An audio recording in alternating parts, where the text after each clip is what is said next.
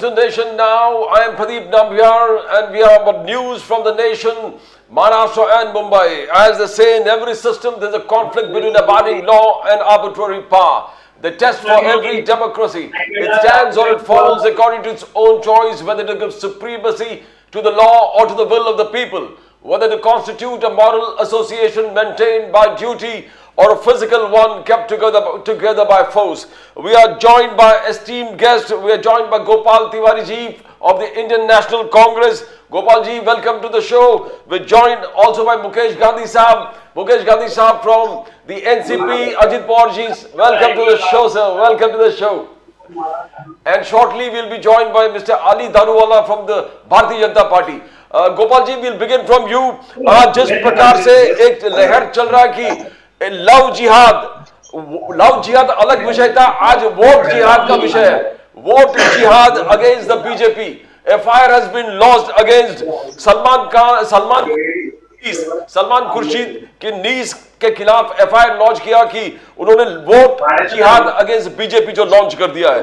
दूसरा है कि the fake videos of Amit Shah ji के खिलाफ जो फेक वीडियोस किए गए, कुछ लोग अरेस्ट हो गया. और तीसरा है जो राहुल गांधी का बार बार कहना कि हाथ बदलेगा हालात, गरीब का हिस्सा गरीब के साथ. Gopal Tiwari ji, will start from you. Now ये एफआईआर फाइल हुआ है वोट जिहाद के खिलाफ. वोट जिहाद, the first time we are hearing Gopal ji, ऐसे कुछ हम लोग सुन रहे हैं. And this is Congress, senior Congress leader Salman Khurshid के नीस ने जिहाद का ऐलान किया कि वोट जिहाद अगेंस्ट बीजेपी. आप कैसे देखते हो गोपाल तिवारी जी?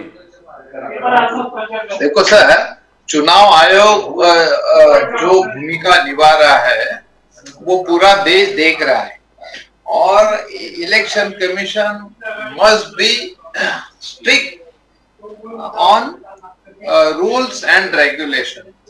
लेकिन ऐसा नहीं हो पा रहा है. चुनाव आयोग के खिलाफ कई, मतलब कल परसों तो हाई कोर्ट में भी कुछ लोग गए थे. अभी ये जो इंस्टीट्यूशन है ना, इन्होंने अपनी in the interest of democracy में इन्होंने अपना रोल अच्छी तरह से निभाना चाहिए. ये पहली बात.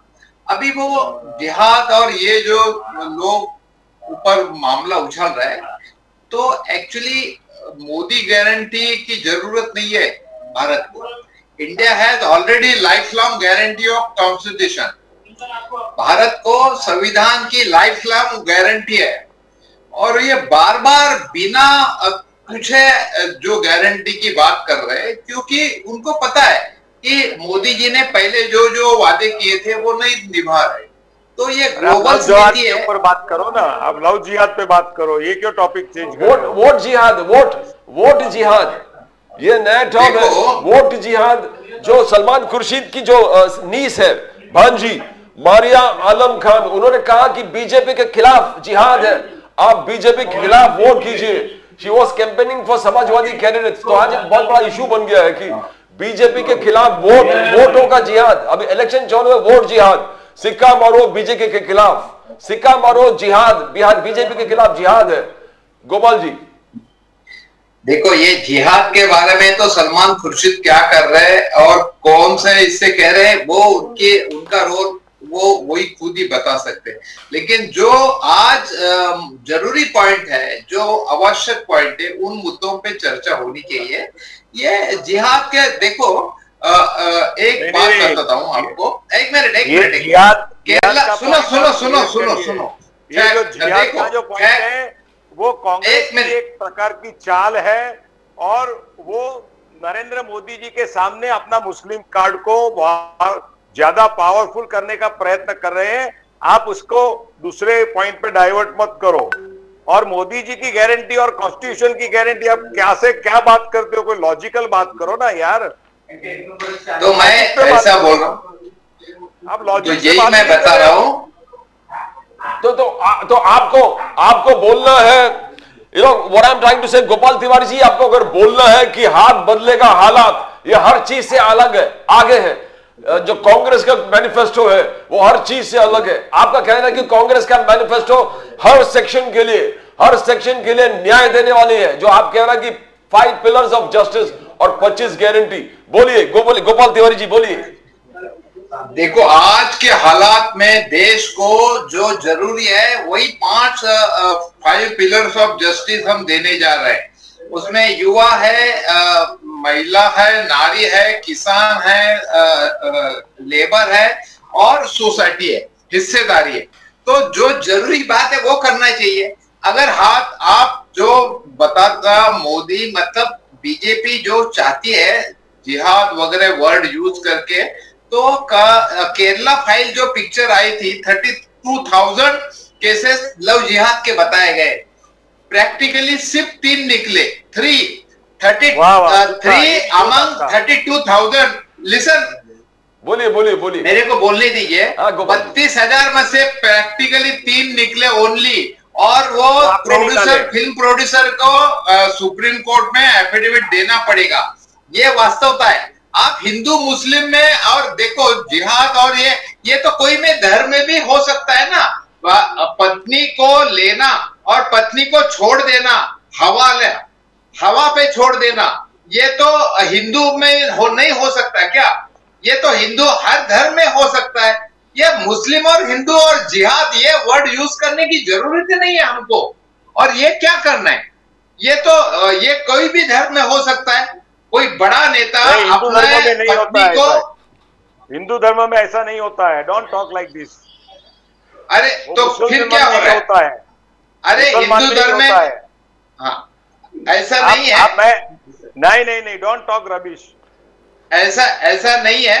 अगर कोई भी धर्म में हो सकता है, ऐसा क्या है? कोई धर्म में नहीं, तो उसमें ही होता है। हाँ, देखो पति पत्नी रिश्ता, अगर पति पत्नी का रिश्ता, मुसलमानों की चमचागिरी करो और अपने आप को सेक्युलर बताओ, ये बात गलत है। नहीं, बिल्कुल नहीं। ये आप कुछ भी बोलो, ऐसा नहीं हो। 10 बार लोगों ने, देश की जनता ने चुन के दिया है, 10 बार लोगों ने चुन के दिया है, तो उसका कोई मतलब है? अगर ऐसे मुस्लिमों पे चमचागिरी करते थे तो ऐसा नहीं होता था। पता है आपको? आप क्या बात कर रहे हैं? आपका क्या बात कर रहे हैं? आपका ये क्या है? प्रस्ताव क्या है? पूरा मुस्लिम लीग का ही है, मुसलमानों की फेवर में। और सबसे ज्यादा तो गौ हमारी माता है, और आप उसके अंदर आपके उसमें कहते हो कि अल्पसंख्यकों को, अरे गौ माता है तो गोवा और केरला में बीफ एक्सपोर्ट की बीफ खाने की परमिशन आपका जो ये प्रस्ताव है वो दे रही है। ये क्या बात है? आप क्या बात कर रहे हो? मुसलमान करके कितना चलाओगे देश को? तो इनको चुप कराओ, नहीं तो डिबेट, ये ऐसा डिबेट नहीं होता। मुकेश गांधी जी, इनको तमीज है क्या बात करने की? ये क्या बात कर रहे हैं? बीच में सुनने की अगर आदत है तो सुनो। मुकेश गांधी जी, आपको कहला कि गोवा में क्या हो रहा है? बीजेपी ने एक्सपोर्ट बंद किया। एक्सपोर्ट का हाईएस्ट रेट किसने बढ़ाया? 2019 के बाद बीफ एक्सपोर्ट कितना हो रहा है? बीफ एक्सपोर्ट के पास से आपने इलेक्ट्रल बॉन्ड ले लिया। शर्म आनी चाहिए बीजेपी को। बीफ एक्सपोर्टर के पास से इलेक्ट्रल बॉन्ड ले लिए आप। शर्म आनी चाहिए। आप क्या फालतू बोलते हैं आप? शर्म है क्या आपको? बीफ एक्सपोर्टर के पास से चंदा लेते हैं आप, चंदा। अरे बीफ एक्सपोर्टर के पास से, बीफ एक्सपोर्टर से पास चंदा लेते, चंदा पैसा ले रहे हैं आप, पैसा। आप केरला में क्या हो रहा है? केरला में क्या हो रहा है? बीफ एक्सपोर्ट नहीं हो रहा है क्या? आप खुद बोलकर, अरे क्या बात कर रहे हैं आप? बीफ एक्सपोर्टर के पास से इलेक्ट्रल बॉन्ड लिया है आपने। क्या शर्म आनी चाहिए आपको? आप नाम दीजिए। अरे बीफ एक्सपोर्टर के पास चंदा लिया आपके, सब बताता हूँ। क्या बात कर रहे हैं? और केरला में आपके बीजेपी के लोग बोलते हैं कि पार्टी चुन के आएंगे तो बीफ आपको प्रोवाइड करेंगे, और आपका कौन सा गौ माता का बोल रहे हैं? ये सब, अरे वो आपका कांग्रेस का ग्लोबल प्रचार है। Don't talk. अरे क्या ग्लोबल प्रचार आप करते हैं, हम नहीं करते। ग्लोबल प्रचार करने की आपकी आदत है, हमारी नहीं है।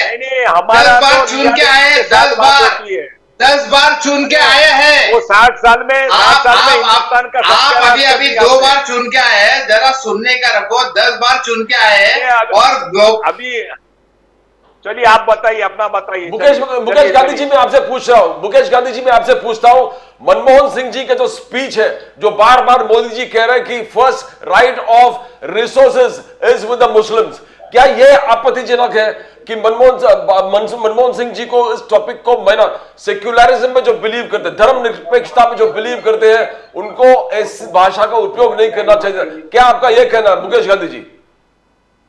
देखिए, ऐसा है कि मनमोहन सिंह जी ने जो कहा कि सारे रिसोर्सेज के ऊपर सबसे पहला हक मुसलमानों का है, ये तो टोटली गलत बात है, क्योंकि हिंदुओं की जो बस्ती है, आप एक देखिए, अभी अभी एक सोनिया गांधी ने, प्रियंका गांधी ने एक वीडियो में बोला कि हमने तो सोना भी, हमारी मां ने, इंदिरा गांधी ने सोना भी इस देश को दे दिया था। दिया। हाँ, अभी बात सुनो, अभी पूरी बात सुनो। सोना दिया, पर 1975 में मेरे पास रिकॉर्ड है पूरा कि 1975 में हम पिक्चर में, थिएटर में देखते थे कि चाइना के वॉर के सामने जवाहरलाल नेहरू ने अपील की थी, तो सभी बहनें वो स्वेटर बेटर बुन के लोगों को देती थी। फिर बाद में अपील करने के बाद में सब सोना का दान हुआ, और उस जमाने में 28 करोड़ का गोल्ड हिंदुस्तान की नारियों ने दिया, अपना घर का सोना दिया। और बाद में सडनली 1975 में सीज फायर हुआ चाइना के साथ, तो 28 करोड़ का सोना गया कहां? बाद में इंदिरा गांधी ने जो हमारे राजे रजवाड़ों का कब्जा लिया, उसमें गायत्री देवी और सिंगानिया जैसी बड़े बड़े रजवाड़ों का सोना ले लिया। 600 टन सोना सिर्फ गायत्री देवी के यहाँ से लिया और उसको तिहाड़ जेल में रख दिया कितने सालों तक, और उनके ऊपर कितना टॉर्चर किया। तो आप ये बताइए कि इतना सोना जो इंदिरा गांधी ने देश का ले लिया, आजादी के टाइम में हमारी औरतों का छोटी छोटी मिडिल क्लास औरतों ने दान दिया था देश के लिए, वो पूरा ले लिया। और बाद में आप अभी आज वो बोलती है कि हमने सोने का दान किया, और आज मनमोहन सिंह जी वही बोल रहे हैं कि तुम्हारी मंगलसूत्र होगा, तुम्हारे घर में सोना होगा, तुम्हारी मिल्कत होगी, तो उसके ऊपर उसका रीडिस्ट्रीब्यूशन करके पूरे हिंदुस्तान के मुसलमानों को में बांटा जाएगा। ये क्या लगाया है? अरे मुसलमान हमारे भी भाई है, वो लोग भी ये नहीं चाहते कि ऐसा कुकर्म आपसे हो। फिर भी कांग्रेस सिर्फ मुसलमानों का तुष्टीकरण करने के काम कर रहा है, और जो सोना 600 करोड़ का जो गायत्री देवी का ले लिया, जो 28 करोड़ सोना जो डोनेशन में आया था, उस वक्त डिफेंस इंडिया फंड में जो जमा हुआ था, उसका हिसाब कांग्रेस ने दिया है आज तक क्या? इस कांग्रेस को सब लेना है, गरीबी हटाओ और करके गरीबी को बढ़ा दिया। आज हिंदुस्तान में जब 2048 में 2047 में हमारा देश आजाद हुआ, तो 2008 तक बैंक लोनों में 18 करोड़ रुपया का बैंक लोन दे दिया, और बाद में 6 साल के अंदर which is increase to the 58 crore rupees. क्या बाप का माल है आपने इतना पैसा दे दिया बैंक को, लोगों को, और बाद में मोदी जी को आगे कहते हैं कि आपने ये किया वो किया। अरे पूरी हमारे हिंदुस्तान की इकोनॉमी को आपने खलास कर दिया, हमारा सोना लेके आपने सही काम कर दिया। मुकेश गांधी जी, गोपाल तिवारी जी इंडियन नेशनल कांग्रेस से है, उनको थोड़ा जवाब भी देना दो। आप लगातार तोपों से अटैक कर रहे हो, उनको जरा जवाब देने दो गोपाल तिवारी जी को, बिकॉज वो भी गोपाल जी, आप जिस प्रकार से आपने सुना Mukesh Gandhi ji Ajit Pawar group, NCP very close to BJP also, और सबके साथ जो टॉप के लीडर्स उनके साथ काम किया। गोपाल तिवारी जी बोलिए, Mukesh Gandhi just listen to what he says. जरा आप लोग मुकेश गांधी जी को सुनिए, आप गोपाल तिवारी जी से सुन लेते हैं कि उनका क्या। गोपाल जी बोलिए, बोलिए कंटिन्यूसली, बोलिए गोपाल जी बोलिए। मैं बात करूं अभी? हाँ गोपाल जी बोलिए। नंबियार जी बात करूं क्या मैं? नहीं बिल्कुल मुकेश गांधी जी जरा रुकिए ना, उनको बोलने दीजिए ना। हाँ क्या बोलो गोपाल जी बोलिए। आवाज नहीं आ रही है गोपाल तिवारी जी। अच्छा आवाज नहीं आ रही है। हाँ हेलो, हाँ बोलो गोपाल जी बोलो गोपाल। देखो ये भाई मुकेश जी है, मेरे को थोड़ा तरस आ रहा है, नाम तो गांधी लगा रहे हैं लेकिन आरोप कैसे कर रही है ये, जैसे भी बौखला गए जैसे, और कुछ भी बातें। अबे 10 साल इनके पास सत्ता थी, इन्होंने कहा था कि बाहर का पैसा हम लाएंगे, काला धन लाएंगे, हर कोई 15-15 लाख देंगे, 15-15, 20-20 लाख। क्या हुआ? कुछ नहीं हुआ। अभी अगर इनके पास इतना बात करते हैं तो व्हाइट पेपर क्यों नहीं निकाला? हिम्मत है कि आपने व्हाइट पेपर क्यों नहीं निकाला इकोनॉमी का? अरे आप पहले एनपीए कितना था? 3.5 लाख, इन्होंने कितना किया है? और 17 लाख करोड़। और इन्होंने जो एक भारत देश के ऊपर जो कर्जा था चौगुना कर दिया। और ये सोने का कहते हैं, अरे आप तो व्हाइट पेपर निकालते थे सोने का, अभी 10 साल के बाद आपको वहां पे आपको बोलिए बोलिए बोलिए Gopal ji, we can hear you. हाँ, आप हार देख रही है आपको, तो आप अभी ऐसे कुछ भी आरोप करते हैं तो जिसमें तथ्य नहीं है।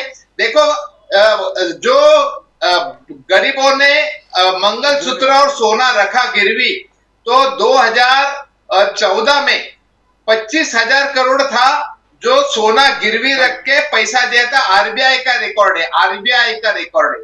2019 में से 2024 तक 1,25,000 करोड़, 1.25 लाख करोड़ आरबीआई का रिकॉर्ड है राइट टू इंफॉर्मेशन एक्ट में, कि 1.25 लाख करोड़ लोगों का जो कर्जा है अगेंस्ट गोल्ड और मंगलसूत्र और ऑर्नामेंट से। ये तो हालत कर दी देश की आपने। और आप बोलते हैं अरे हिंदू, अरे सुनो ना, अरे सुनने की हिम्मत रखो, सुनने की हिम्मत रखो, अरे सुनो ना, अरे सुनने की तो हिम्मत रखो, अरे सुनने की तो हिम्मत रखो ना यार, अरे सुनने की तो हिम्मत, अभी सुन नहीं रहे, अभी सुन नहीं रहे। रोकना चाहता हूँ गोपाल तिवारी जी, मैं आपको गोपाल तिवारी जी ऐसे कैसे लाके बिठाए इधर? अरे ये क्या बात मुकेश गांधी जी भी बहुत पुराने लीडर हैं जो लगातार बेशर्मी के तरफ जैसे हंस रहे आप, पुराने लीडर हैं। सुनकर आपने गोल्ड बॉन्ड के नाम पे, अरुण जेटली के नाम पे, मनी बिल के ऊपर जो बिल लाया गोल्ड बॉन्ड के नाम पर, 70 साल में पहले तिरुपति देवस्थान जैसे हिंदू देवस्थान का गोल्ड आपने गिरवी रखा है। शर्म आनी चाहिए आपको। हिंदू तिरुपति देवस्थान जैसे देवस्थान का गोल्ड गिरवी रखा है आपने 70 साल में, जो कांग्रेस ने कभी नहीं किया था पाप। इतना महाभयंकर पाप किया है आपने। अरे क्या बोल रहे हैं? और गाय का नाम और हिंदू धर्म का नाम लेने की आपकी हैसियत ही नहीं है। क्या बात कर रहे हैं आप? क्या बात कर रहे हैं आप? बाकी आज हमारे पास शर्म आनी चाहिए आपको। अरे हिंदू देवस्थान का लोन गोल्ड आपका नजर था उस पे, तिरुपति देवस्थान का गोल्ड आपने लिया है, आपने गिरवी रखा है। क्या बात कर रहे हैं आप? गिरवी रखा है तो देखो ना, गोल्ड बॉन्ड क्यों लाए आपने? गोल्ड बॉन्ड लाए क्यों आपने? अरे गोल्ड बॉन्ड उसीलिए लाया था, गोल्ड बॉन्ड इसीलिए लाए थे आपने कि जो देवस्थान का जो धन दिख रहा था उसकी नजर गई आपके। राम मंदिर न्यास का 1400 करोड़ कहाँ गया? अच्छा सुनिए गोपाल जी एक मिनट, अब जस्ट म्यूट यू आज, बिकॉज आप लोग देखो जिस प्रकार से मोदी जी और अमित शाह जी ने, सुनिए, मोदी जी और अमित शाह जी ने जिस प्रकार से आरोप लगाया कि इंडिया अलायंस, गोपाल जी सुनिए, इंडिया अलायंस और इंडिया अलायंस के घटक दलों का, मुकेश गांधी जी इधर सुनिए एक मिनट सुनिए, मुकेश गांधी जी सुनिए, गोपाल जी, मुकेश गांधी जी जरा सुनिए। बात यह है कि ये मोदी जी, प्राइम मिनिस्टर मोदी जी और अमित शाह जी का कहना है कि इंडिया अलायंस और उनके अलग अलग घटक दल जो है, घटक दल के सभी संविधान, जब भी मैनिफेस्टो निकले हैं, उस मैनिफेस्टो में मुस्लिम लीग का छाप है। मैं एक्चुअली मुकेश गांधी जी आपसे पूछना चाहता हूं, शरद पवार साहब ने रिसेंटली अपना मैनिफेस्टो का ऐलान किया। उस मैनिफेस्टो में शरद पवार साहब ने कहा है कि हम आर्टिकल 370 में चेंजेस लाना चाहते हैं, जो एब्रोगेशन किया है उसमें, वो स्टेटहुड ऑफ कश्मीर, उस पर बहुत ध्यान देने की जरूरत है। CAA है, उसमें हम लोग चेंजेस लाना चाहते हैं। NRC है, उस NRC में हमको चेंजेस लेके आना है। UAPA उसी में चेंजेस लाना चाहिए। तो शरद पवार साहब ने अपने मैनिफेस्टो में जिस प्रकार से एक एक चीज वर्णन किया, तो बार बार जो अमित शाह जी, मोदी जी बार बार यह कहना कि अलग अलग जो मैनिफेस्टोज है उसमें मुस्लिम लीग का छाप है, मुस्लिम लीग का छाप है, ये कंटिन्यूसली ये इसी में नहीं, कांग्रेस मैनिफेस्टो में भी बीजेपी का कहना है, टॉप लीडर्स का कहना है कि मुस्लिम लीग का छाप है। जो तुष्टीकरण की राजनीति हमने मनमोहन सिंह जी का जो स्पीच में देखा था, तो बार बार ये विषय आता है, क्या जरूरी था, क्या ये जरूरी था कि मनमोहन सिंह जी इस विषय को उठाए कि the first right of resources is with the minorities. और फिर शरद पवार जी के मैनिफेस्टो में वही जिक्र CAA, NRC, UAPA, statehood for Kashmir, तो अलग अलग अग्निवीर को स्क्रैप करने वाली बात है। आप डीएमके पार्टी के मैनिफेस्टो देखेंगे तो उसमें क्लियर कट सनातन धर्म के खिलाफ जो जिस प्रकार से टॉप के लीडर्स उन्होंने कहा, ये एक विषय था। और आगे जाके कम्युनिस्ट CPI, CPM, जो CPM के मैनिफेस्टो उन्होंने कहा कि denuclearisation of our army, of the military forces. Now जब मोदी जी और अमित शाह जी बार बार इस चीज का जिक्र कर रहे हैं, लगातार इस जिक्र, वी वेलकम अली दारूवाला साहब। अली दारूवाला साहब, welcome to the show. Your Ali Daruwala साहब from the Bharatiya Janata party. We got Gopal Tiwari ji from the Indian National Congress, and we got Mukesh Gandhi ji from the NCP Ajit Pawar ji. Ali Dariwala साहब, we were discussing एक नया चीज निकला है कि vote जिहाद against BJP. Salman Khurshid की जो नीस है, उन्होंने कहा कि यह जिहाद है बीजेपी के खिलाफ, आप वोट दीजिए बीजेपी के खिलाफ। आप दारूवाला साहब कुरान से भी बहुत संबंध रखते हो, बीजेपी के टॉप ब्रांचेस से संबंध रखते हो, RSS से संबंध रखते हो। ये वोट जिहाद क्या नया चीज है? क्या वोट अगेंस्ट बीजेपी इलेक्शन है, वोट अगेंस्ट बीजेपी? दारूवाला साहब, Pradeep ji, just setting the record right. What Congress has been trying to do, and time and again what they've been trying to do for last 60 years, is to target a specific community. एक specific कौम को ये लोग target कर रहे हैं। अगर आप इनका मैनिफेस्टो देखेंगे, मैं इनसे पूछता हूँ, ये बाकी जनताओं के बारे में बात क्यों नहीं करते? इनका जो फोकस है घूम घूम के ये लोग RMC के ऊपर, ये लोग शरिया लॉ के बारे में बात कर रहे हैं, ये लोग मुस्लिम पर्सनल लॉ के बारे में बात कर रहे हैं। ये लोग तो मेहरबानी ऊपर वाली की ट्रिपल तलाक को भी ये लोग रिफर्बिश करने की बात नहीं कर रहे, 370 को अबॉलिश करेंगे। हम लोग वक्फ लैंड जो है उसके ऊपर जो उन्होंने बनाया था वक्फ बोर्ड, ये सब जो भी अपीजमेंट माइनॉरिटी को लेकर कर रहे, ये माइनॉरिटी मुसलमान समाज को सिर्फ पीछे जाकर जाने की बात कर रहे। आज मैं यहाँ पे डंके के चोट पे मुसलमानों का नेतृत्व के हिसाब से बोल सकता हूँ, हमें ये सब नहीं चाहिए। हमें माइनॉरिटी मत बुलाइए, ये देश की सेकंड लार्जेस्ट मेजॉरिटी पॉपुलेशन हम लोग है। सर, आप मेहरबानी करके ये जो गंदी राजनीति है बंद करिए। मुसलमानों को मेन प्रवाह में लाने का जो भारतीय जनता पार्टी काम कर रहा है, मोदी जी के अगर आप कोई भी फ्लैगशिप प्रोग्राम्स देखेंगे, इसके अंदर हिंदुओं के लिए कुछ विशेष, OBC के लिए कुछ विशेष, शेड्यूल कास्ट शेड्यूल ट्राइब के लिए कुछ विशेष, ऐसा कुछ नहीं। लाइट, बिजली, पानी, सड़क, ये रोटी, कपड़ा, ये हर एक जाति के लोगों को मिला है, बता है, और मुसलमान इसकी सराहना करता है। ये जो मुस्लिम लीग का जो इन्होंने मैनिफेस्टो लाके कट एंड पेस्ट 2024 में किया है ना सर, मुस्लिम जनता अब इसके लिए इनकी झांसे में फंसने वाली नहीं है। नहीं फंसेंगे गोपाल तिवारी जी, नहीं फंसेंगे गोपाल तिवारी जी। आप सुने अली दारूवाला साहब को, बोले कि मोदी गारंटी जो गरीब कल्याण योजना है, PM किसान से लेके घर, how do you react to that? Gopal Tiwari ji बोलिए। अली दारूवाला साहब, देखो, मैं दारूवाला जी के साथ में पीछे भी जय महाराष्ट्र मराठी चैनल में 2-3 बार था। मेरे को इनका इतना बीजेपी का बहुत बड़ा दिल है अल्पसंख्यक के बारे में, मुस्लिम के बारे में। वो कहते हैं अल्पसंख्यक मत करो। मेरे को दारूवाला जी एक एग्जांपल बताइए, पूरे मेंबर ऑफ पार्लियामेंट, पूरे देश के सांसद में, पूरे राज्यों में एक मुस्लिम को MLA या MP का टिकट किसको दिया है? एक सिंगल और किसको दिया पिछले 19 से 24 तक? सेकंड, अभी ये गांधी जी जो बात कर रहे हैं ना, मुकेश जी, अरे मुकेश जी, ये आपका नेता अजित दादा पवार ये तो बोल रहे हैं हम सेक्युलर है और आप चैनल पे एज अ स्पोक पर्सन आप फैसिस्ट कर रहे हैं, राजनीति कर रहे हैं। कमाल है आपकी।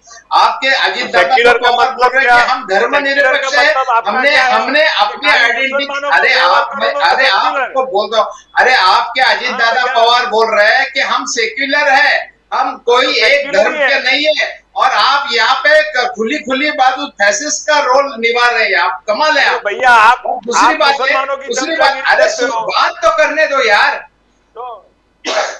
नंबियार जी ऐसी बात नहीं होगी है। नहीं बोलिए मुकेश गांधी जी, मैं आपके पास इसके बाद आ रहा हूँ। इनको सुनने दीजिए, पूरा इनको बोलने दीजिए, फिर मैं बात। नहीं गोपाल जी आप बोलिए, उसके बाद मुकेश जी के पास जा रहा हूँ। ये ऐसे कैसे बात होती है ना, ऐसा नहीं होती। आप बोलिए गोपाल जी बोलिए, मुकेश जी आपके पास आ रहा हूँ, इसके बाद आ रहा हूँ।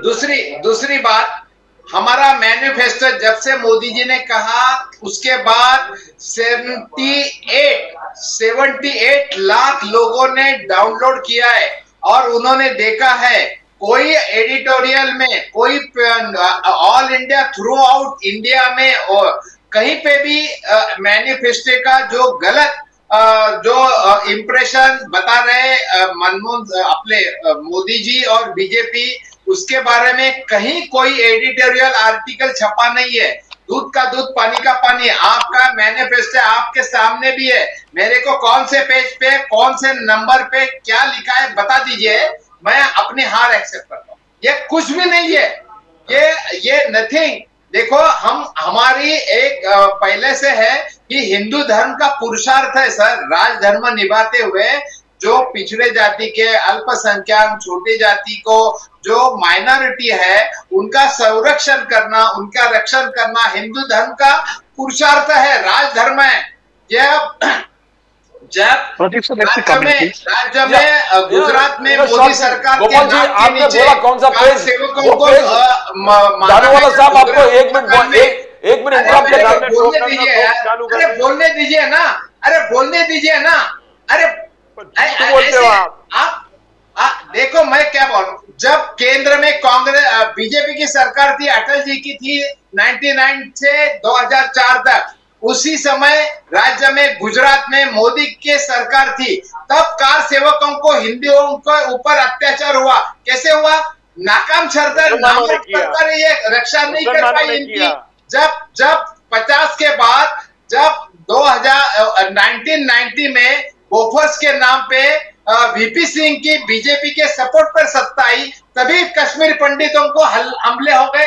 जब 197 की मेजॉरिटी थी, हमारी संख्या थी, तभी हमने सत्ता स्थापन करने का दावा नहीं किया, जबकि कर सकते थे। उसी समय अपोजिशन लीडर के तौर से राजीव गांधी ने संसद को घेराव किया, तब जाके मिलिट्री को भेजना पड़ा वीपी सिंह को। जैसे मणिपुर का हालात थे, वैसे ही जम्मू कश्मीर जल रहा था, और जब राजीव गांधी ने संसद को घेराव किया अपोजिशन लीडर के कारण, तब उनको झक मार के वहां पे मिलिट्री भेजनी पड़ी, और तब हालात कश्मीरी पंडित कंट्रोल में आए, नहीं तो उनकी भी हत्या हो जाती थी। क्या बात कर रहे हैं आप? तो एक मिनट सुनिए, ऐसे नहीं होता है।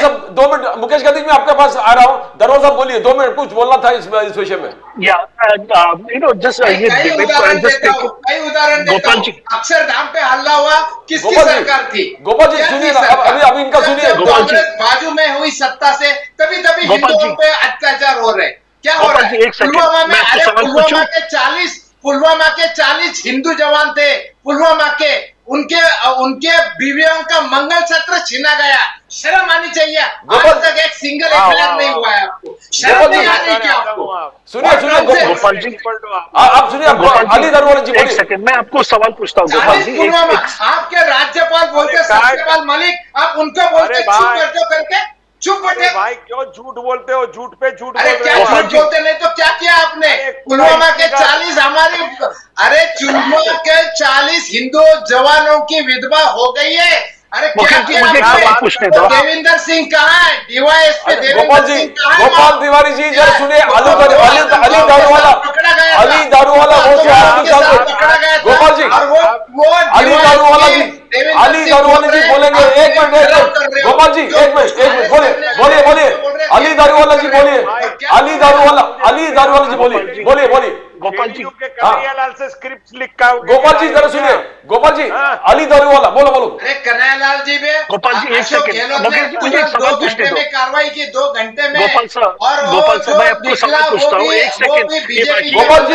Gopal ji, Ali Daruwala wants to ask you a question। बोलिए बोलिए, अली दारूवाला बोलिए, गोपाल जी को पूछ रहे हैं। अपन जो सुनो सर, ये पीछे इतना गले में मुर्दे मत निकालो। मैं आपसे एक बात पूछना चाहता हूँ, एज अ माइनॉरिटी, ये देश का एक अल्पसंख्यक नागरिक करके मैं आपको पूछना चाहता हूँ, आप कहते हैं हम आर्टिकल 370 अबॉलिश करेंगे। तिवारी जी, ये पहले सवाल का प्लीज जवाब दीजिए, आप आर्टिकल 370 अबॉलिश क्यों करेंगे, प्लीज बताइए। गोपाल जी, मैं आपका जवाब चाहता हूँ। देखो, 370 आपने पास किया, आपका एजेंडा था, हम मानते हैं वो पास हुआ है। आज 6 साल हो गए 19 के बाद, अभी तक वहां शांति प्रस्तापित नहीं हुई। वहां आपने बीजेपी के कैंडिडेट नहीं दिए जम्मू कश्मीर में लोकसभा पोल के लिए। आप वहां इलेक्शन नहीं कर पाए। वहां पे 2024 में आपने आतंकवादी, मैं बोलता हूं, आप 2024 में वहां पे सैनिक मारे जा रहे हैं, वहां पे वो भट्ट करके जो है वहां पे पंडित मारे जा रहे हैं, आतंकवादी हमला वहां पे थम नहीं रहा है, वहां अमन और शांति नहीं हो रही है। वहां पे एक आप कौन से स्टेट का भवन बना रहे? 370 हट के क्या हुआ? कुछ हुआ क्या? अरे 6 साल आपके पास रहने के बाद अरे मैं बोल रहा हूँ 370 का एक फायदा बताइए आप। 370 से आपको क्या हासिल हुआ ये आप बताइए ना। आप वहां पे देखो, सुप्रीम कोर्ट ने बोला है वहां इलेक्शन क्यों नहीं ले रहे? सुप्रीम कोर्ट ने बोला है क्यों आपने 370 हटा दिया, बहुत अच्छा काम किया। अब इलेक्शन क्यों नहीं ले रहे वहां पे? क्यों नहीं ले रहे इलेक्शन? इसलिए अगर आप सत्ता में आएंगे, अमन और शांति क्यों स्थापित नहीं कर पा रहे? तो मुझे ये बताइए, कौन से बीजेपी के उम्मीदवार दिए आपके पास ऐसा कौन सा एजेंडा है कि आप सत्ता में आएंगे, 370 लाएंगे और अमन अमान स्थापित करेंगे? आप ये बात में सक्षम है? आप ये आम जनता को कहना चाहते हो कि आप लोगों के दिलों तक ये बात पहुंचाना चाहते हो 370 को आप हटाएंगे और वापस जो विचारधारा जो पहली थी आपकी, आप 370 को अबॉलिश करेंगे, इससे हम लोग शांति अमन आ जाएगा? बोलिए प्लीज, बोलिए, जनता जानना चाहती है। देखो, हम उसके ऊपर स्टडी करेंगे, जहां 370 का कानून क्या कहता है, कान खोल के सुनो। अरे एक मिनट सुनो तो, अरे सुनो तो, अरे ये सुनो ना, एक मिनट सुनो, 1-2 मिनट आप बोलिए, फिर मैं बोलता हूँ। बोलिए दारूवाला साहब बोलिए आप, दारूवाला जी बोलिए। पॉइंट नंबर 2, आप जो है Muslim personal law, uniform civil code, new education policy, जहाँ पे ये ब्रिटिश के जमाने की जो यहाँ पे सिलेबस स्कूल में जो सड़ा हुआ मुगलों का जो यहाँ पे इतिहास सिखाया जा रहा है, आप न्यू एजुकेशन पॉलिसी को स्क्रैप करके वही जो सड़ी हुई पॉलिसी है आप उसको इम्प्लीमेंट करेंगे? प्लीज जनता को जरा कहिए सर, जनता जानना चाहती है सर। न्यू एजुकेशन पॉलिसी, मुस्लिम पर्सनल लॉ, शरिया बोर्ड, वक्फ बोर्ड, इसका आप क्या करना चाहते हो? मुसलमानों के साथ आप क्या खिलवाड़ करना चाहते हो? जरा प्लीज बोलिए, जनता जानना चाहती है। देखो, मैं कहता हूं कि जो मैनिफेस्टो हमने रिटर्न में दिया है, बस बोलिए। हाँ, अभी आप कुछ भी बोलेंगे, हमारा एजेंडा आपके मुंह से हम नहीं सुनेंगे, देश नहीं सुनेगा। Ali Daruwalla, spoke person of BJP, अगर जो बोलेगा कि ये कांग्रेस का एजेंडा है तो कोई लोग नहीं सुनेंगे। हमारा एजेंडा ऑलरेडी, अरे सुनो ना यार, अरे ये सुनो ना, सुनने की हिम्मत रखो। और आपको बोलता हूं 370 हटाने के लिए बाय लॉ प्रोसेस क्या है, वहां का विधानसभा का पहले सपोर्ट होना चाहिए। आपने महबूबा मुफ्ती के साथ वहां की जो गवर्नमेंट थी वो बर्खास्त कर दी, पहले डेमोक्रेसी की हत्या कर दी, उसके बाद वहां से जो विधानसभा, अरे इधर सुनो ना यार, अरे बीच में क्यों कर रहे हैं आप? बोलिए ना, आप क्यों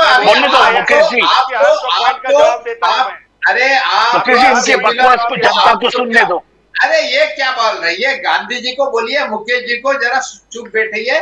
और 370 का विधानसभा का रिजोल्यूशन नहीं हुआ, 370 में विधानसभा का रिजोल्यूशन नहीं हुआ। वहां पे आपने जो गवर्नर नॉमिनेट किया, वो गवर्नर का एक 1 लाइन उसका सपोर्ट लिया। It doesn't mean that is the opinion of विधानसभा और Jammu Kashmir. It doesn't mean, आप समझिए एक गवर्नर अपॉइंट करके उसका लेटर दिया आपने कि 370 को हम सपोर्ट करते हैं, तो उसका मतलब जम्मू कश्मीर की जनता का वो मत ओपिनियन नहीं हो सकता है। ट्राई टू अंडरस्टैंड, आपके दिमाग में ये बात आनी चाहिए। और उसके ऊपर आप जो है ना देश को पीछे ले जाके और जब तक ये देश के अंदर इतनी डिस्ट्रक्शन लाने में आप लोग है सर, न्यू एजुकेशन पॉलिसी पे आपने बोले गोपाल जी 1 सेकंड, आप वक्फ बोर्ड के ऊपर बात नहीं कर रहे, अब मुस्लिम पर्सनल के बारे में नहीं बोल रहे, अब शरिया के ऊपर बात नहीं कर रहे। सर सुनिए ना, जनता सर पक गई है कांग्रेस की ये विचारधारा को सुन सुन के। गोपाल जी पब्लिक पक गई सर। आप ये जो इलेक्शन लड़ने जा रहे हैं सर, 1 सेकंड, ये जो 30% पॉपुलेशन, 1 सेकंड गोपाल जी मैं खत्म करता हूँ मेरी बात को। अब ये जो इलेक्शन लड़ने जा रहे हो ना मुसलमानों के सपोर्ट को लेके, मुसलमान आप बेवकूफ नहीं बना सकते। 7% मुस्लिम पॉपुलेशन आप बीजेपी के साथ, आप सुनिए प्लीज सुनिए सर, सुनो ना, मुझे चुप करके आप सत्य की हत्या नहीं कर सकते। मुकेश जी मेरी बात खत्म करने दो सर।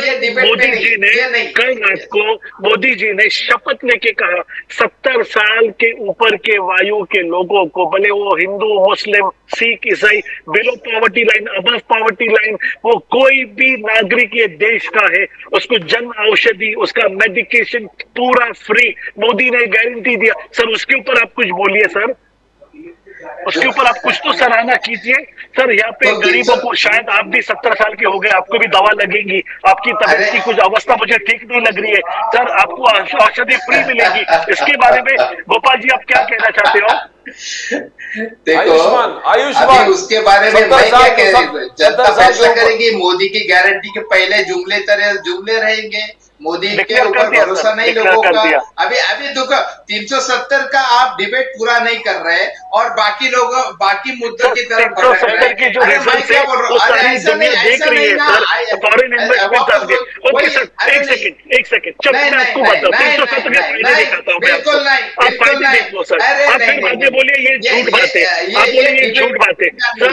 फॉरेन डायरेक्ट इन्वेस्टमेंट इन जम्मू कश्मीर ऊपर गया है, ग्राफ ऊपर गया। वहाँ पे अनिल अंबानी, मुकेश अंबानी, अडानी जो आपके राज्य में भी काम कर रहे हैं, उन्होंने वहाँ पे इन्वेस्टमेंट किया। ताज ग्रुप ने वहाँ पे होटल लगाए, पर्यटन वहाँ पे फुल स्केल पे चला है, वहाँ पे मॉल्स चले हैं, वहाँ पे सिनेमा घर चालू हो गए, वहाँ पे मोबाइल डेटा चालू हो गया सर। सुनो ना, चुनाव पर भी आएंगे, चुनाव के ऊपर भी हम आएंगे सर। गाएंगे आपको क्या सर, आपने क्या किया 60 ईयर्स में, आपने क्या किया सर, 60 ईयर्स में आपने क्या किया सर? लाल चौक में हमने वहाँ पे भारत का झंडा फैलाया, उसके बारे में आपकी क्या ओपिनियन है?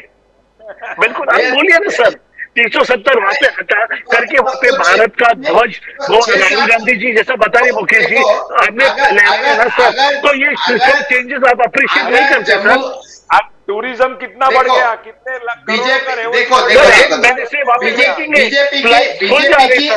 बीजेपी की आदत है मान ना मान मैं तेरा मेहमान, ये बीजेपी की आदत है, हमारी नहीं है। अगर आप जम्मू, अरे आप तो फिर बीजेपी में तो अजित पवार को बोलो आपकी पार्टी बीजेपी में मर्ज कर दे।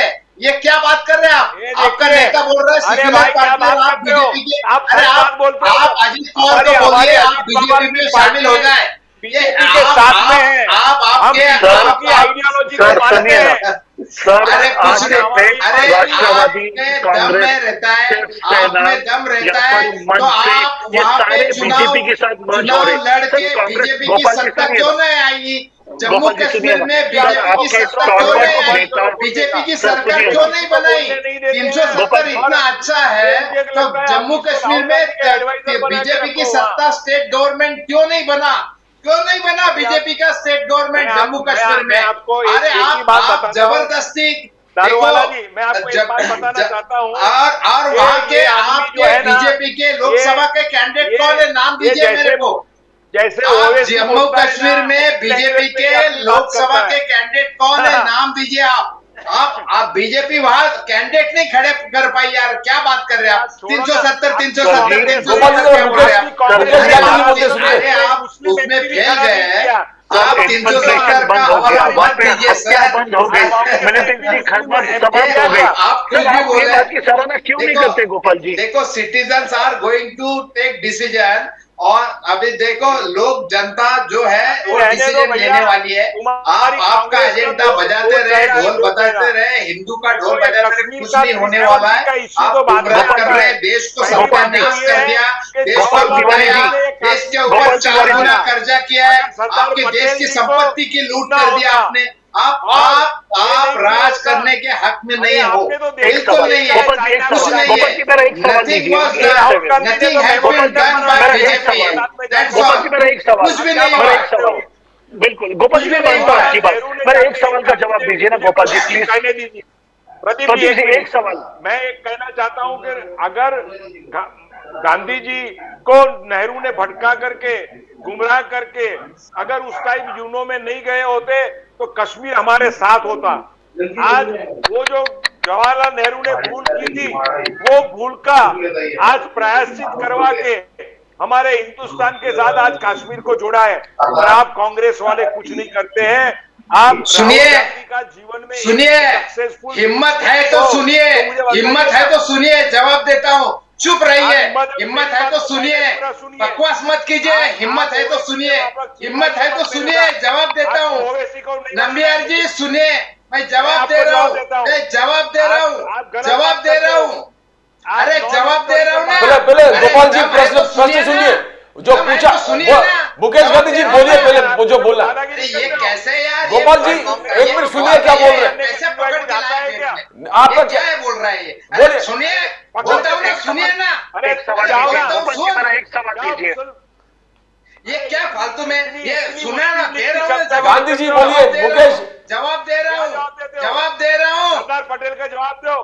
क्यों जवाहरलाल नेहरू गए थे यूनो में और ये क्या फालतू का को क्यों डाइवर्ट कर अरे दिया? सुन रहा हूँ ना, दे रहा हूँ, जवाब दे रहा हूँ, जवाब दे रहा हूँ, जवाब दे रहा हूँ, दे रहा हूँ जवाब, जवाब दे रहा हूँ। बोलो गोपाल जी बोलो, चलो हाँ सुन रहे हम, सुनिए गोपाल जी बोलिए, शांति से बोलिए गोपाल जी, एकदम शांति से बोलिए, बोलिए जवाब। ये कैसे, तो जवाब दे रहा हूँ ना। बोलो बोलो बोलिए ना सर, हम बेसब्री से इंतजार कर रहे हैं। बोलिए बोलिए गोपाल जी। देखो, एक पहली बात, जब यूनो में जाने का जो डिसीजन हुआ, तो जब से 47 से 1950 तक इनके Shyama Prasad ji Mukherjee was there in cabinet. Listen, Shyama Prasad Mukherjee वहां पे थे। अरे सुनो पहले सुनो, उन्होंने राजीनामा कब दिया? पहले सुनो ना, पागल जैसे बोल रहा है। अरे सुनना, पहले पूरे सुनना। बोलो गोपाल जी बोलिए। पहले सुनने की हिम्मत रखना, सुनने की हिम्मत रखना। मत करिए सर, आप तभी से पोलाइटली गोपाल जी, पोलाइटली बोलिए प्लीज, पोलाइटली रिप्लाई। सुनने के नहीं, गोपाल जी पोलाइट श्यामा प्लीज। प्रसाद जी मुखर्जी ने सर्कन किया था पार्लियामेंट में जाके, उनका भाषण देखो। उसके बाद 17 साल 3 बार उनकी जो भूमिका थी यूनो में जाने की, उसके ऊपर देश के लोगों ने 17 साल तक पंडित नेहरू को प्राइम मिनिस्टर बनाया अपना। लिसन, अगर ध्यान रखो, 17 साल अगर पंडित नेहरू का वो डिसीजन गलत होता तो जनता उनको उतार के बाहर फेंक देती, लेकिन उसमें श्यामा प्रसाद मुखर्जी थे, श्यामा प्रसाद मुखर्जी थे। हमारी कंट्री, हमारे, अरे सुनो, हमारे उस समय आज का, अरे यार ये क्या बात कर, ये ऐसे ये बताओ ना। अरे आप छोड़ दो, क्या बात? अरे बता रहा हूँ ना, अरे बता रहा हूँ ना, सुनना तो फिर। अरे सुनना, हमारे देश की कम नसीबी थी, इसलिए हम कहते हैं कि ये तुम्हारे बोलने से कुछ नहीं होता, ये तुम्हारे बोलने से कुछ नहीं होता, ये तुम्हारे बोलने से कुछ नहीं होता। उस समय की जनता जो आंखों से हाल देख रही थी, उस समय की, ना तुम पैदा हुए थे ना मैं पैदा हुआ था, उस समय की जनता थी ना, उन्होंने उनको डिसीजन को सराहा। और राजा आप गोपाल जी अभी एक काम करते हैं, जरा एक बार दारू वाला साहब का सुनिए। गोपाल जी एक एक लोग बोलेंगे तो सब सुन पाएंगे। गोपाल जी एक एक बोलिए। अभी दारू वाला जी बोलेंगे, उसके बाद एक आपका सुन लिया, गोपाल जी आपका सुन लिया। अब दारू वाला जी का प्रश्न सुनिए, बोलिए दारू वाला जी। मुकेश गांधी जी मैं आपके पास आया। 17 साल पंडित नेहरू राज कर रहे थे। गोपाल जी जरा सुनिए, सब बोलेंगे तो किसी को सुनाए, सब बोलेंगे तो कोई नहीं सुनेगा। गोपाल जी पूरी जनता मूर्ख गोपाल जी, गोपाल जी, आप पूरी गलत थी क्या? आप बहुत अरे क्या बोल रहे हैं? गोपाल जी सुनिए ना, गोपाल जी एक बार सुनिए, आप दारू वाला जी बोल रहे हो, उसके बाद में आपके पास आता हूँ। बेसलेस बोल रहे हैं, ये बेसलेस बोल रहे हैं, कोई उसमें लॉजिक नहीं है। अच्छा सुनिए गोपाल जी सुनिए, दारू वाला जी कुछ बोल रहे हैं, मिस्टर दारू वाला, मिस्टर अली दारू वाला विल स्पीक, मिस्टर अली दारू वाला will speak now. Gandhi ji ने सुनिए, अली दारू वाला जी बोलिए, एक एक करके बात करता हूँ, एक एक, कोई लोग समझेंगे, ऑडियंस को समझ में आएगा। सवाल सर, एक ही सवाल आपके हाँ, लिए। बोलिए। आपके मैनिफेस्टो में राहुल गांधी जी ने 3 चीज कहा सर, आप सिर्फ मेरे तीनों सवाल सुन लो, प्लीज उसका जवाब दीजिए। ये देश के साधन संपत्ति पे पहला हक अल्पसंख्यक मुसलमानों का है, पहला सवाल। दूसरा सवाल, ये देश के अंदर इनहेरिटेंस लॉ, जो सैम पित्रोडा ने कहा है कि अगर आपके पास 2 गाड़ी है तो 1 गाड़ी ले लेंगे, अगर आपके पास 2 फ्लैट है तो 1 फ्लैट ले लेंगे, और ये साधन संपत्ति आप उन लोगों में बांटेंगे जिसके पास नहीं है। ये दूसरा सवाल। तीसरा सवाल मैं आपसे ये कहना चाहता हूँ, पूछता हूँ, आपके मैनिफेस्टो के बारे में पूछता हूँ सर, अगर आरक्षण जो है आप जाति जनगणना के ऊपर आप वापस आरक्षण, यानी ये देश को आप ले जाके वापस 50-60 साल पीछे डाल देंगे। जनता आपसे ये जानना चाहती है, ये 3 चीज के बारे में मैं आपके हाथ जोड़ के विनती करता हूं, आप प्लीज इसके बारे में बताइए सर। अल्पसंख्यक को ये देश, यस सर, हेडलाइन है सर, अल्पसंख्यक क्या ये देश के साधन संपत्ति और नेचुरल रिसोर्सेज पे पहला हक है। प्लीज पहले सवाल का जवाब दीजिए सर, पेपर मत बताइए, मुंह मत छुपाइए आपका। ये देखो, भारतात वारसा कर लागू होना नहीं, मराठी जानते हैं तो ये सैम पित्रोडा का बयान है, सैम पित्रोडा का बयान है। सैम पित्रोडा, अगर मराठी समझ सकते तो समझो, उन्होंने ऐसा कभी कहा नहीं था। सेकंड थिंग, 2014 में और मोदी जी कहना क्या चाहते, अगर हेरिटेज लॉ खत्म नहीं करना चाहते तो जयंत सिन्हा क्या कहा, अरुण जेटली ने क्या क्या, जयंत सिन्हा का मैं वीडियो बताऊं, जयंत सिन्हा क्या कहता था। जयंत सिन्हा ने समर्थन किया इसका कि हम जो उसमें हेरिटेज लॉ लाएंगे वारसा। अरे क्या बात, मैं बताता हूँ, सुन रहे क्या आप? तो सैम पित्रोडा का वीडियो भी आप देखो। सैम पित्रोडा ऐसे बोला नहीं, सैम पित्रोडा ने कहा कि पित्रोडा ने कहा वो उसका वैयक्तिक स्टेटमेंट है, कांग्रेस का कोई लेना देना नहीं है। ये इसमें मतलब नहीं, साधन संपत्ति मुसलमानों का पहला हक है। सर बोलिए ना सर, बोलिए। क्या बोल रहे? अरे बाबा, जयंत सिन्हा मुसलमानों का है, उसके बारे में बोलिए। ऑफिशियली बोला था, बोलिए सर। 70% जनता जानना चाहती है ये देश की साधन संपत्ति पे पहला हक मुसलमानों का है क्या? सनातन धर्म आपसे जानना चाहती है, प्लीज बोलिए। ऐसे हमने कहा ही नहीं, हमारे जो मैनिफेस्टो है वो है। अगर आप कुछ भी झूठ बोलेंगे तो हम आप बोलेंगे ना, क्योंकि आपको बदनाम करने में तुले हुए हैं, कांग्रेस को बदनाम करने, क्योंकि आपको 10 साल में कोई अच्छा काम नहीं किया, एक प्रेस कॉन्फ्रेंस नहीं लिया आपने, 10 साल में एक काम नहीं बता रहे, देश को ठगा लूटा, देश को कर्जा किया 4 गुना, देश की संपत्ति मशीन, पूरे में दूसरा जो सवाल था, एक्सरे मशीन का क्या करेंगे आप? चले गए और एक्सरे मशीन हिंदू मुस्लिम करने के सिवा आपके लिए चारा नहीं है। आप आप गलत इल्जाम कर रहे हैं। कुछ भी नहीं है, आप कुछ में आपके पास आपके पास कांग्रेस को बदनाम और झूठा साबित करने के सिवाय कुछ नहीं है। कांग्रेस को बदनाम करने के एक लास्ट सुनिए गोपाल जी, एक प्रश्न तो सुनिए, एक प्रश्न पूछ रहे अली दारू वाला जी, झूठा इल्जाम लगाने के कोई बोलिए, कुछ नहीं है। आप एक गोपाल जी अच्छा नहीं बात है हमारे गोपाल तिवारी जी, सुनिए अली दारू वाला जी बात करेंगे आपसे। बोलिए। गोपाल जी एक आखिरी सवाल, 2002 अरे सबके तो सवाल के जवाब, सबका तो सवाल आप सवाल करने के बजाय 10 साल में आपने अच्छा काम किया। गोपाल तिवारी जी जरा सुनिए, अली दारू वाला जी कुछ बोलना चाहते हैं आपसे। अभी आपने 10 साल में क्या अच्छा किया? 2 करोड़ रोजगार दिया क्या? आपने महंगाई कानून की क्या? आपने काला गोपाल जी एक प्रश्न सुनिए, एक प्रश्न में अली दारूवाला जी बोलेंगे, अली दारूवाला जी इलेक्ट्रल बॉन्ड के ऊपर आप जवाब दीजिए। अली दारूवाला, इलेक्ट्रल बॉन्ड में अरे जो भैया, आपने वसूली रैकेट चलाया उसके ऊपर आपने क्या किया? वसूली रैकेट के ऊपर क्या किया आपने इलेक्ट्रल बॉन्ड पे? आखिरी देश को सवाल, ठगा आखिरी ठगा। सवाल। बोलिए बोलिए अली दारूवाला जी बोलिए, पूछिए दारूवाला साहब ओके पूछिए। Okay, 1 second. गोपाल जी 2002 में, गोपाल जी 2002 में कांग्रेस की सत्ता मेजॉरिटी में थी, 400 के पार आप लोग के पास सीटें थी 2002 में। ईडी आपके पास थी, ईडी आपके पास थी, पुलिस फोर्स आपके पास था। अगर माने जी ने 2002 का अगर कांड किया तो मुझे एक आपने पूरा ये क्यों होने दिया? आपने मोदी जी को उठा के अरेस्ट क्यों नहीं किया? आपने वहां पे अराजकता मचने क्यों दिया? आपने वहां पे मुसलमानों की जान जाने क्यों दी? सर पता आपके पास थी ना, आपने उनका जांच किया, एसआईटी लगाई, सर उसमें मोदी जी को आपने अरेस्ट क्यों नहीं किया?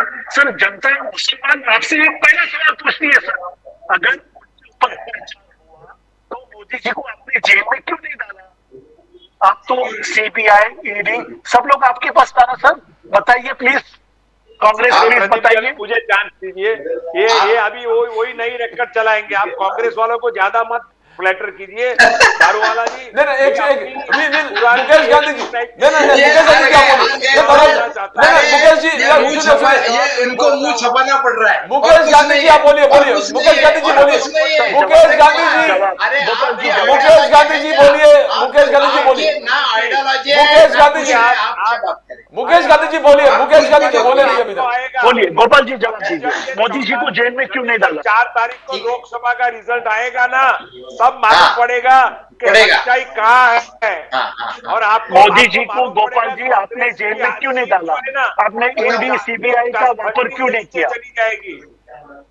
देखो गोपाल जी जवाब। ये कुछ नहीं करना चाहते हैं। ये मोदी जी को क्रिटिसाइज करने का, सनातन धर्म को क्रिटिसाइज करने का, हिंदुओं के लोगों को हैरान करने का, हिंदुओं के आपसे बोलने से कुछ नहीं होता। पैसा आपसे बोलने से कुछ नहीं होता। ये आपसे बोलने से कुछ नहीं होगा ना। गोपाल तिवारी जी, जनता जानना चाहती है आपसे बोलने सर। से कुछ नहीं होगा ना। आपसे बोलने से कुछ नहीं होगा ना।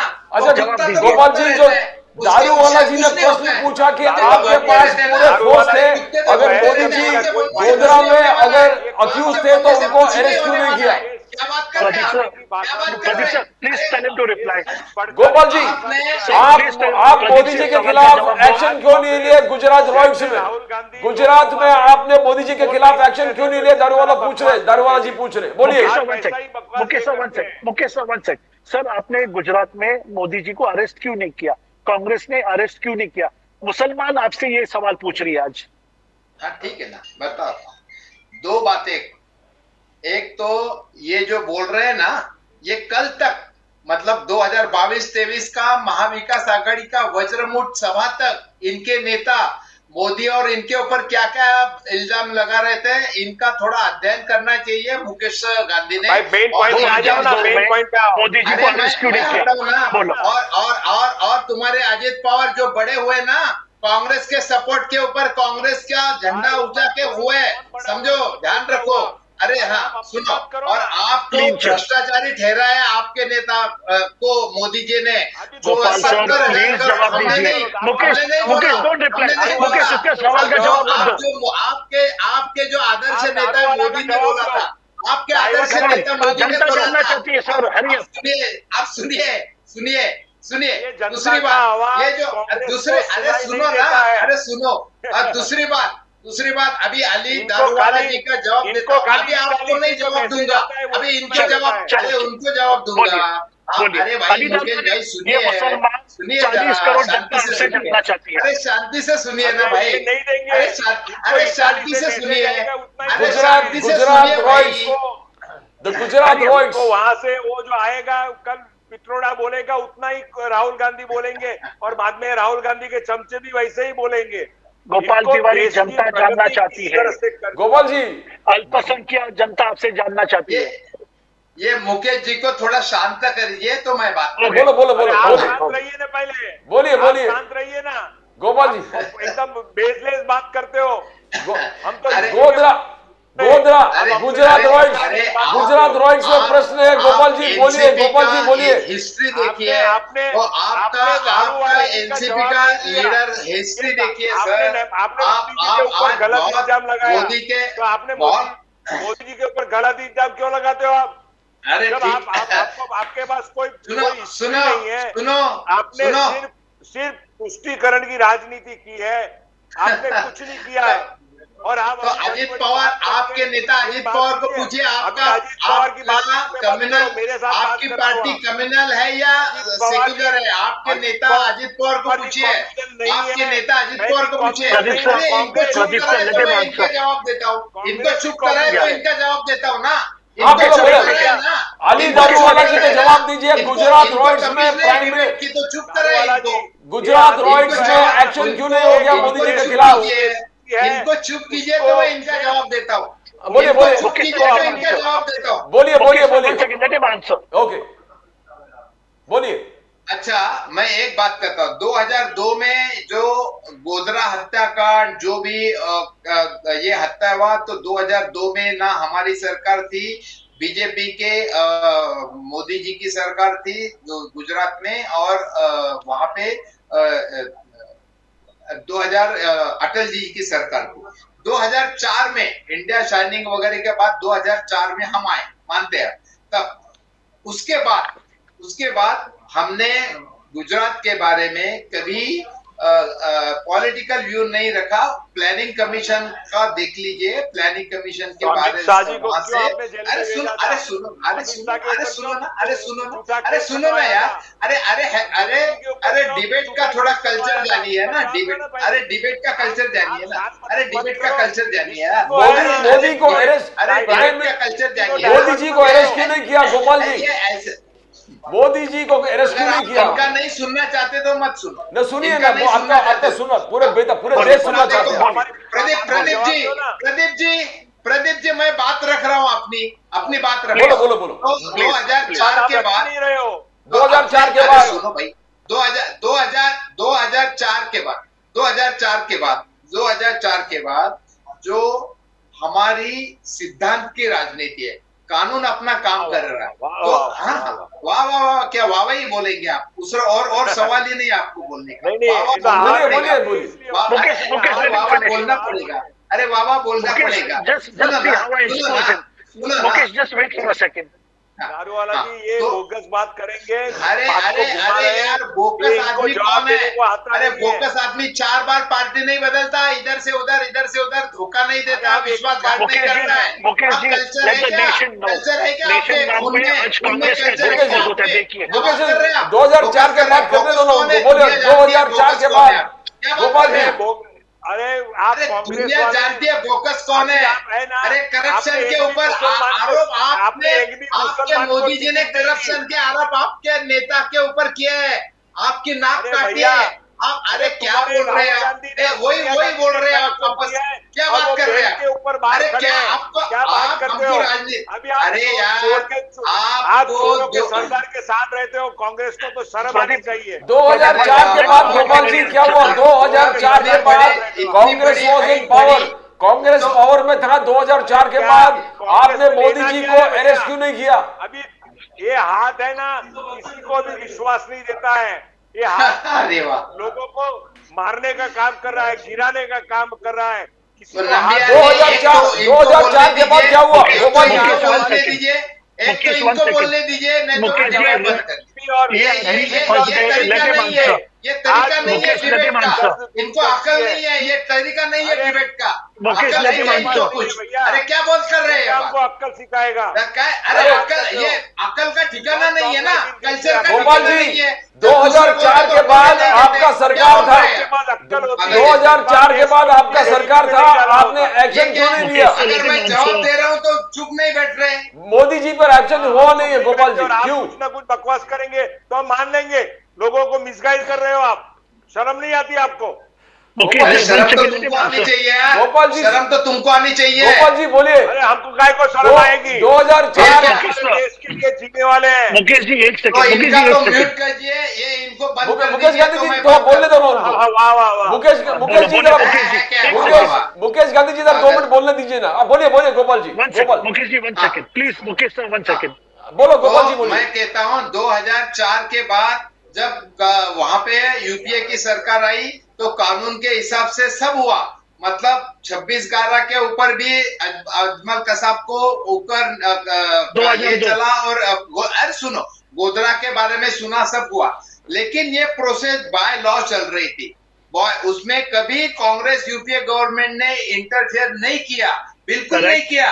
और हाँ बिल्कुल नहीं किया, सुनो ना। और उसके बाद जो केस उनके पास थी, जस्टिस लोया के पास थी, जो उसमें अमित शाह और ये थे, उनको क्लीन चिट कैसे मिल गई? जब उसके बाद जो जस्टिस लोया का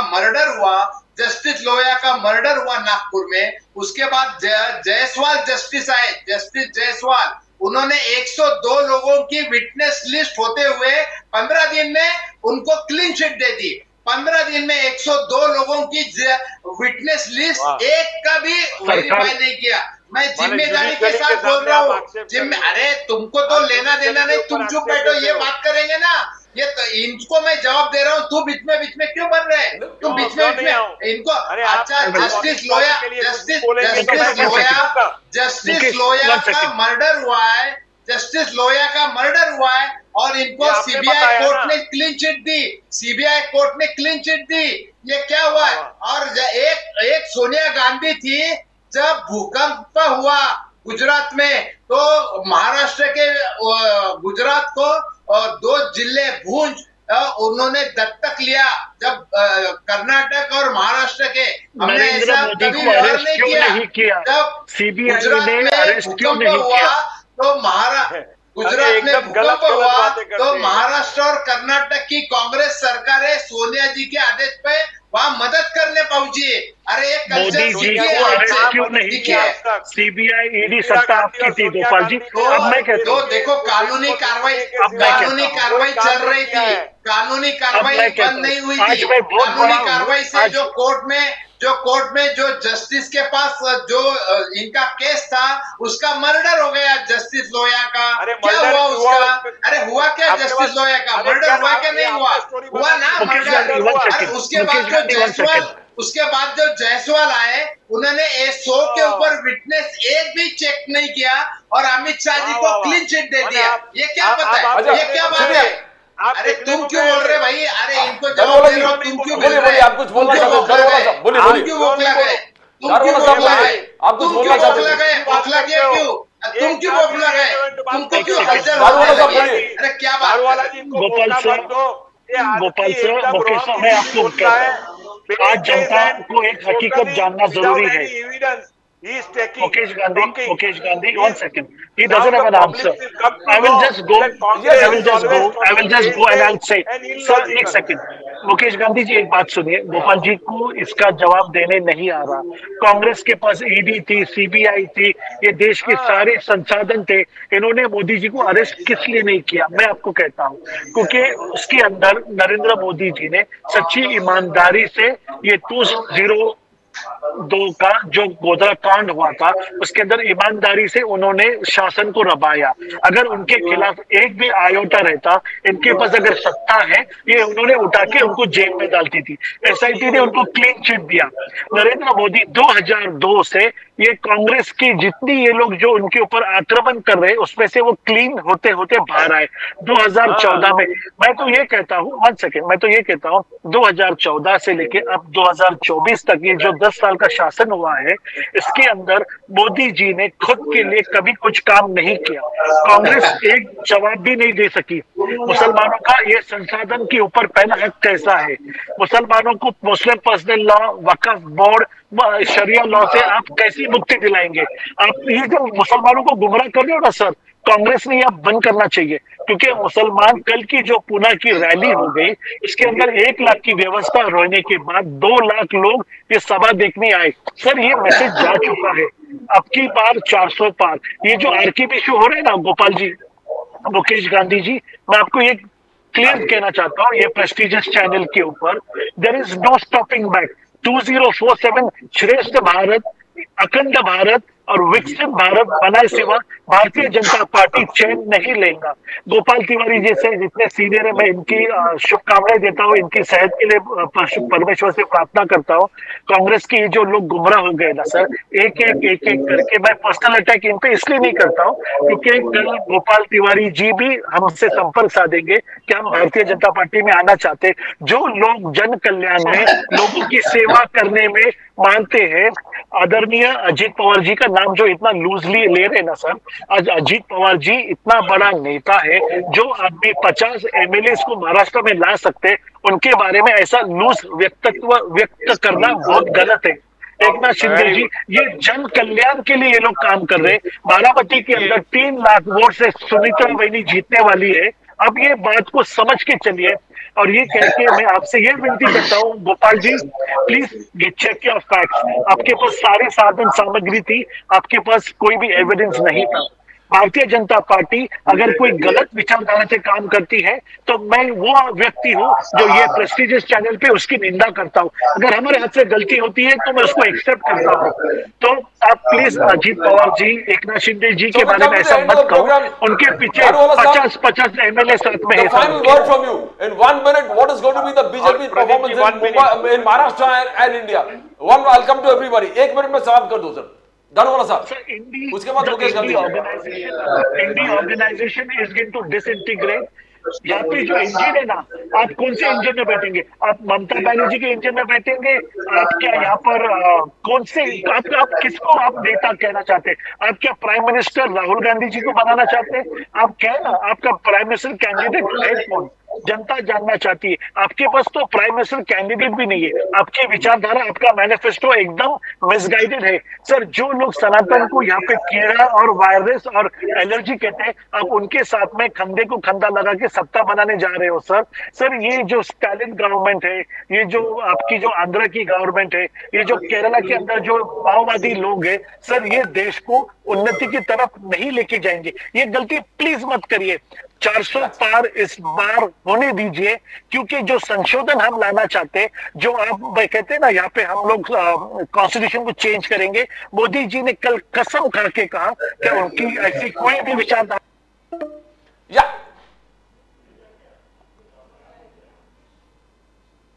And we got some technical issues here right now, and we're working on that.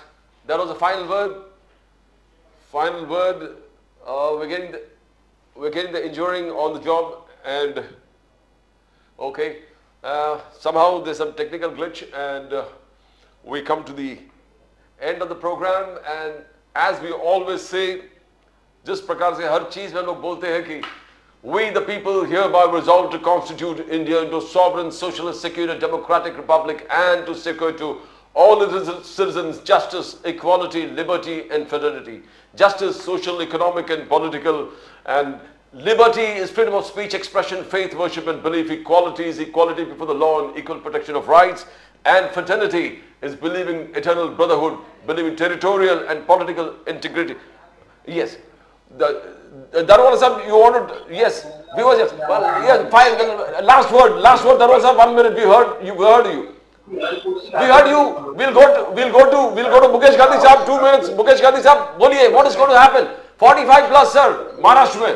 Gandhi साहब, देखिए, हमारी ये सारी चर्चाओं के पीछे हमारे सभी के दिलों में, तीनों प्रवक्ताओं के दिल में एक ही बात है कि हमारा भारत देश उन्नति की ओर आगे बढ़े, हमारी जनता सुखी हो, संपन्न हो, और देश में कोई प्रकार का कौमी तनाव न खड़ा हो, और देश प्रगति की ओर आगे बढ़े।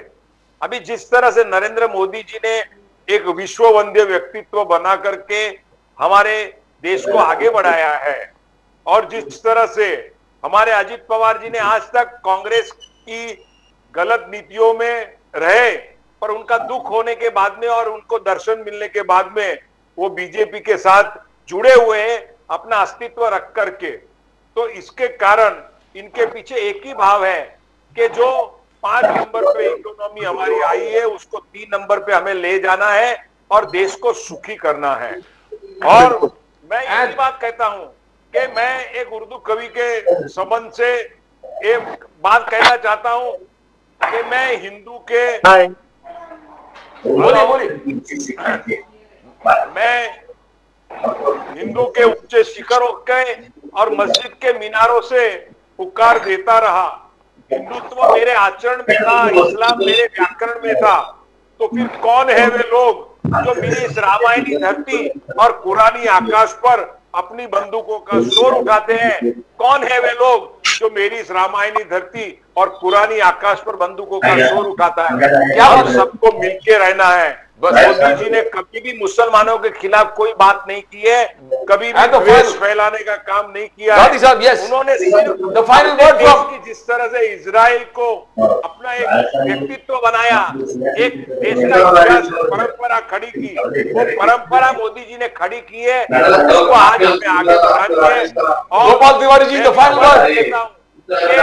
हमारी महायुति महाराष्ट्र में 45 से ऊपर सीट लाएगी और ऑल इंडिया में हम 425 सीट ला करके दिखाएंगे। क्या बात, कांग्रेस को जय राम जी की कह देंगे। बस गोपाल जी हो गया, बोलिए गोपाल जी।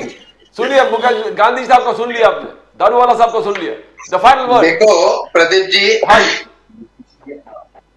एक तो अली जी ने जो बात की, मैंने किसी नेता के बारे में लूज स्टेटमेंट नहीं किया। सिर्फ यही बात की, अजित पवार जी 2019 का विधानसभा चुन के जो आज उनकी जो एमएलए है 50-50, 40-40, ये 2019 में बीजेपी के खिलाफ चुन के आए। तो जनता का मैंडेट 19 में इनको नहीं था, ये जनता का विश्वासघात करके इन्होंने रोल चेंज किया, सबसे पहली बात। और 2019 तक वज्रमुठ तक महाविकास आघाड़ी के अजित पवार जी जो जो स्टेटमेंट कर रहे थे, जो जो मोदी शाह बीजेपी के बारे में जो जो बता रहे थे, वही मैं इनको याद दिला रहा हूँ और कुछ नहीं। और 2019 में अजित पवार के राष्ट्रवादी के गोपाल जी बीजेपी के अब बीजेपी के खिलाफ चुन के आए हैं और मैंने वही बात उनको याद दिला रहा हूं। मैं किसी का मैंने डिसरिस्पेक्ट नहीं किया। बस वेरी गुड। अब बोलिए, महाराष्ट्र में कितना सीट और देश में कितना सीट कांग्रेस का? महायुति हम तो अच्छी मेजोरिटी से लाएंगे सर। हम देश की जनता को हम ज्यादा ओवर कॉन्फिडेंस नहीं बताते, अंडर टेक ग्रांटेड नहीं पकड़ते, हम जनता जनार्दन को। और मैं अली जी को कहता हूं कि 10 साल में इन्होंने अच्छे काम किए, तो 10 साल में हमारे prime minister not a single press conference could have taken, not a single press conference. Thank you gentlemen, thank you so much, thank you Adit Daruwala साहब, thank you Gopal Tiwari साहब, thank you Mukesh Gandhi साहब. The discussion was fantastic. It was a fantastic discussion. Thank you very much. The whole country loved it. All our viewers loved it. Thank you so much for being on the show. Thank you so much. As we always say, the Constitution, the preamble to the Constitution, we the people hereby resolve to constitute India into a sovereign, socialist, secular, democratic republic and to secure to all its citizens justice, equality, liberty and fraternity. Justice is social, economic and political. Equality before the law and equal protection of rights. Freedom, liberty is freedom of speech, expression, faith, worship and belief. Belief and fraternity is believing in the territorial and political integrity of the nation and eternal universal brotherhood. Whichever party comes in power, the fundamental pillars of the Constitution should be remained safe and secure, because if the Constitution is safe, we are all safe.